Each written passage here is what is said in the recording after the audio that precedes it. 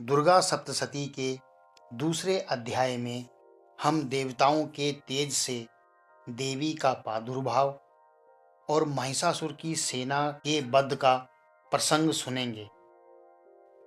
सबसे पहले विनियोग है। ओम। मध्यम चरित्र के विष्णु ऋषि, महालक्ष्मी देवता, उष्णिक छंद, शाकंबरी शक्ति, दुर्गा बीज, वायु तत्व और यजुर्वेद स्वरूप हैं। श्री महालक्ष्मी की प्रसन्नता के लिए मध्यम चरित्र के पाठ में इसका विनियोग है। मैं कमल के आसन पर बैठी हुई प्रसन्न मुख वाली महिषासुर मर्दिनी भगवती महालक्ष्मी का भजन करता हूँ, जो अपने हाथों में अक्षमाला, फरसा, गदा, बाण, वज्र, पद्म, धनुष, कुंडिका, दंड, शक्ति, खड्ग, ढाल, संग, शंख, घंटा, मधुपात्र, शूल, पाश और चक्र धारण करती हैं। ऋषि कहते हैं, पूर्व काल में देवताओं और असुरों में पूरे 100 वर्षों तक घोर संग्राम हुआ था। उसमें असुरों का स्वामी महिषासुर था और देवताओं के नायक इंद्र थे। उस युद्ध में देवताओं की सेना महाबली असुरों से परास्त हो गई। संपूर्ण देवताओं को जीतकर महिषासुर इंद्र बन बैठा। तब पराजित देवता प्रजापति ब्रह्मा जी को आगे करके उस स्थान पर गए जहां भगवान शंकर और विष्णु विराजमान थे। देवताओं ने महिषासुर के पराक्रम तथा अपनी पराजय का यथावत वृत्तांत उन दोनों देवेश्वरों से विस्तार पूर्वक कह सुनाया। वे बोले, भगवान, महिषासुर सूर्य, इंद्र, अग्नि, वायु, चंद्रमा, यम, वरुण तथा अन्य देवताओं के भी अधिकार छीनकर स्वयं ही सबका अधिष्ठाता बन बैठा है। उस दुरात्मा महिष ने समस्त देवताओं को स्वर्ग से निकाल दिया है। अब वे मनुष्यों की भांति पृथ्वी पर विचरते हैं। दैत्यों की यह सारी करतूत हमने आप लोगों से कह सुनाई। अब हम आपकी ही शरण में आए हैं। उसके वध का कोई उपाय सोचिए। इस प्रकार देवताओं के वचन सुनकर भगवान विष्णु और शिव ने दैत्यों पर बड़ा क्रोध किया। उनकी भौहें तन गई और मुंह टेढ़ा हो गया। तब अत्यंत कोप में भरे हुए चक्रपाणि श्री विष्णु के मुख से एक महान तेज प्रकट हुआ। इसी प्रकार ब्रह्मा, शंकर तथा इंद्र आदि अन्याय देवताओं के शरीर से भी बड़ा भारी तेज निकला। वह सब मिलकर एक हो गया। महान तेज का वह पुंज जाज्वल्यमान पर्वत सा जान पड़ा। देवताओं ने देखा, वहां उसकी ज्वालाएं संपूर्ण दिशाओं में व्याप्त हो रही थी। संपूर्ण देवताओं के शरीर से प्रकट हुए उस तेज की कहीं तुलना नहीं थी। एकत्रित होने पर वह एक नारी के रूप में परिणित हो गया और अपने प्रकाश से तीनों लोकों में व्याप्त ज्ञान पड़ा। भगवान शंकर का जो तेज था, उससे उस देवी का मुख प्रकट हुआ। यमराज के तेज से उसके सिर में बाल निकल आए। श्री विष्णु भगवान के तेज से उसकी भुजाएं उत्पन्न हुई। चंद्रमा के तेज से दोनों स्तनों का और इंद्र के तेज से मध्य भाग का प्रादुर्भाव हुआ। वरुण के तेज से जंगा और पिंडली तथा पृथ्वी के तेज से नितंब भाग प्रकट हुआ। ब्रह्मा के तेज से दोनों चरण और सूर्य के तेज से उसकी उंगलियां हुई। वसुओं के तेज से हाथों की उंगलियां और कुबेर के तेज से नासिका प्रकट हुई। उस देवी के दांत प्रजापति के तेज से और तीनों नेत्र अग्नि के तेज से प्रकट हुए थे। उसकी भौहें संध्या के और कान वायु के तेज से उत्पन्न हुए थे। इसी प्रकार अन्याय देवताओं के तेज से भी उस कल्याणमयी देवी का आविर्भाव हुआ। तदंतरन समस्त देवताओं के तेज पुंज से प्रकट हुई देवी को देखकर महिषासुर के सताए हुए देवता बहुत प्रसन्न हुए।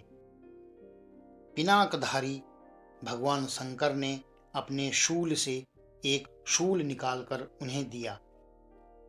फिर भगवान विष्णु ने भी अपने चक्र से चक्र उत्पन्न करके भगवती को अर्पण किया। वरुण ने भी शंख भेंट किया। अग्नि ने उन्हें शक्ति दी और वायु ने धनुष तथा बाण से भरे हुए 2 तरकस प्रदान किए। सहस्त्र नेत्रों वाले देवराज इंद्र ने अपने वज्र से वज्र उत्पन्न करके दिया और ऐरावत हाथी से उतारकर एक घंटा भी प्रदान किया। यमराज ने कालदंड से दंड, वरुण ने पाश, प्रजापति ने स्फटिकाक्ष की माला तथा ब्रह्मा जी ने कमंडलू भेंट किया। सूर्य ने देवी के समस्त रोमकूपों में अपनी किरणों का तेज भर दिया।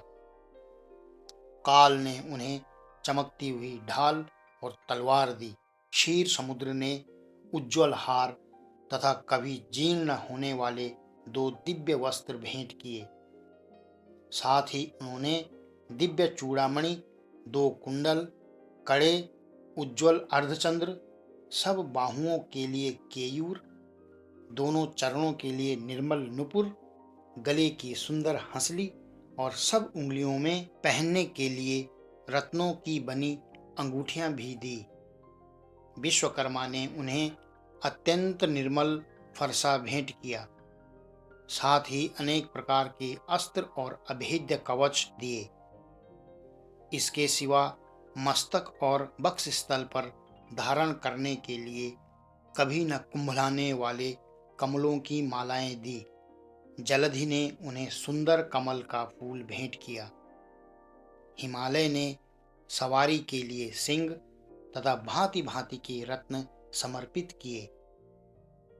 धनाध्यक्ष कुबेर ने मधु से भरा पान पात्र दिया तथा संपूर्ण नागों के राजा शेष ने, जो इस पृथ्वी को धारण करते हैं, उन्हें बहुमूल्य मणियों से विभूषित नागहार भेंट किया।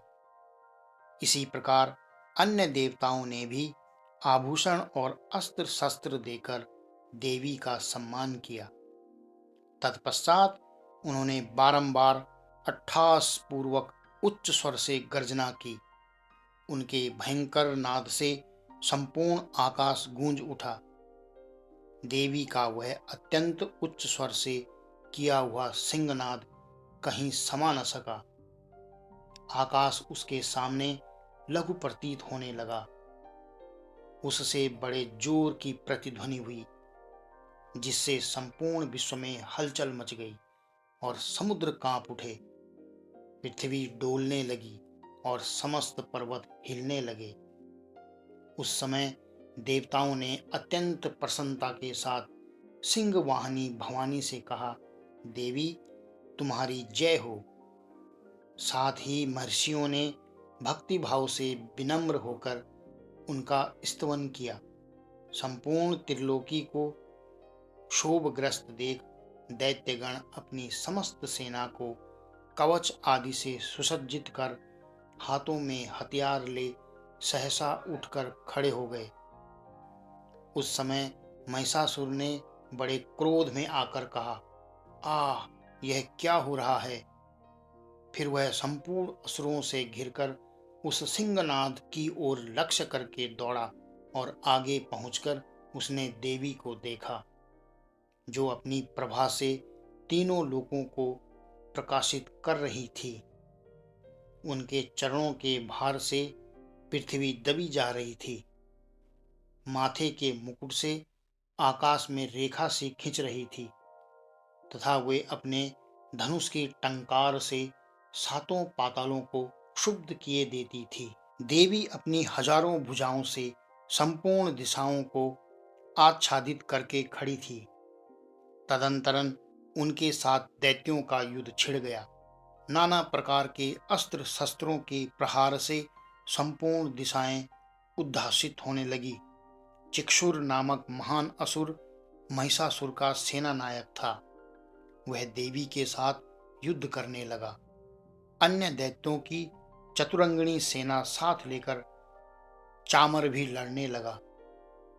60,000 रथियों के साथ आकर उदग्र नामक महादैत्य ने लोहा लिया। 1 करोड़ रथियों को साथ लेकर महाहनु नामक दैत्य युद्ध करने लगा, जिसकी रोएं तलवार के समान तीखी थी।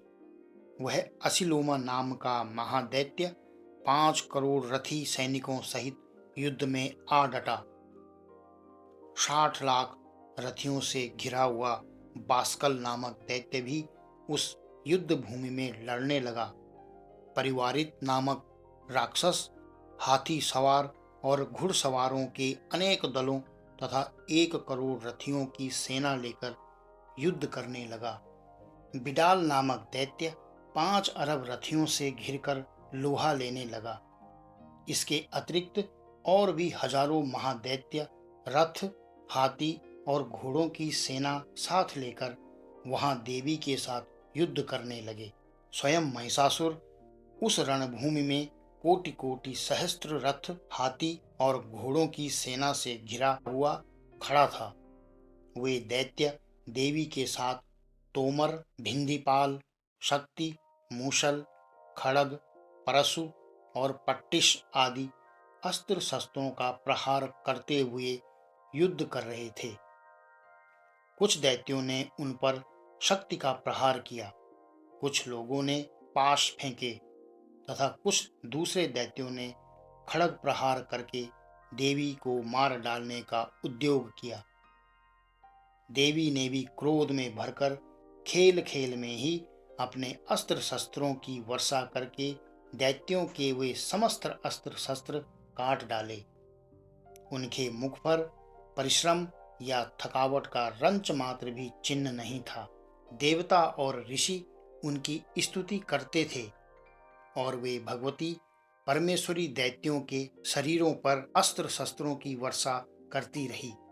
देवी का वाहन सिंह भी क्रोध में भरकर गर्दन के बालों को हिलाता हुआ असुरों की सेना में इस प्रकार विचरने लगा मानो वनों में दावानल फैल रहा हो। रणभूमि में दैत्यों के साथ युद्ध करती हुई अंबिका देवी ने जितने निश्वास छोड़े वे सभी तत्काल सैकड़ों हजारों गणों के रूप में प्रकट हो गए और परशु, भिंदीपाल, खड़ग तथा पट्टिश आदि अस्त्रों द्वारा असुरों का सामना करने लगे। देवी की शक्ति से बड़े हुए वे गण असुरों का नाश करते हुए नगाड़ा और शंख आदि बजाने लगे। उस संग्राम महोत्सव में कितने ही गण मृदंग बजा रहे थे। तदंतरन देवी ने त्रिशूल से, गदा से, शक्ति की वर्षा से और खड़ग आदि से सैकड़ों महादैत्यों का संहार कर डाला। कितनों को घंटों के भयंकर नाद से मूर्छित करके मार गिराया। बहुतेरे दैत्यों को पाश में बांधकर धरती पर घसीटा। कितने ही दैत्य उनकी तीखी तलवार की मार से 2-2 टुकड़े हो गए। कितने ही गदा की चोट से घायल हो धरती पर सो गए। कितने ही मूसल की मार से अत्यंत आहत होकर रक्त वमन करने लगे। कुछ दैत्य शूल से छाती फट जाने के कारण पृथ्वी पर ढेर हो गए। उस रणांगण में वाण समूहों की वृष्टि से कितने ही असुरों की कमर टूट गई। बाज की तरह झपटने वाले देव पीड़क दैत्यगण अपने प्राणों से हाथ धोने लगे। किन्हीं की बाहें छिन्न भिन्न हो गई, कितनों की गर्दनें कट गई, कितने ही दैत्यों के मस्तक कट कट कर गिरने लगे। कुछ लोगों के शरीर मध्य भाग में ही विदीर्ण हो गए। कितने ही महादैत्यों की जांघें कट जाने से पृथ्वी पर गिर पड़े। कितनों को ही देवी ने एक बांह, एक पैर और एक नेत्र वाले करके दो टुकड़ों में चीर डाला। कितने ही दैत्य मस्तक कट जाने पर भी फिर उठ जाते और केवल धड़ के ही रूप में अच्छे अच्छे हथियार हाथ में ले देवी के साथ युद्ध करने लगते। दूसरे कबंध युद्ध में बाजों की लय पर नाचते थे। कितने ही बिना सिर के धड़, हाथों में खड्ग, शक्ति और सृष्टि लिए दौड़ते थे तथा दूसरे दूसरे महादैत्य ठहरो ठहरो यह कहते हुए देवी को युद्ध के लिए ललकारते थे। जहां वह घोर संग्राम हुआ था, वहां की धरती देवी के गिराए हुए रथ, हाथी, घोड़े और असुरों की लाशों से ऐसी पट गई कि वहां चलना फिरना असंभव हो गया था। दैत्यों की सेना में हाथी, घोड़े और असुरों के शरीरों से इतनी अधिक मात्रा में रक्तपात हुआ था कि थोड़ी ही देर में वहां खून की बड़ी बड़ी नदियां बहने लगी। जगदम्बा ने असुरों की विशाल सेना को क्षण भर में नष्ट कर दिया। ठीक उसी तरह जैसे तृष्ण और काठ से भारी ढेर को आग कुछ ही क्षणों में भस्म कर देती है। और वह सिंह भी गर्दन के बालों को हिला हिलाकर जोर जोर से गर्जना करता हुआ दैत्यों के शरीरों से मानो उनके प्राण चुने लेता था। वहां देवी के गणों ने भी उस महादैत्य के साथ ऐसा युद्ध किया जिससे आकाश में खड़े हुए देवतागण उन पर बहुत संतुष्ट हुए और फूल बरसाने लगे। इस प्रकार श्री मार्कंडेय पुराण में सावर्णिक मनवंतर की कथा के अंतर्गत देवी महात्म्य में महिषासुर की सेना का वध नामक दूसरा अध्याय पूरा हुआ।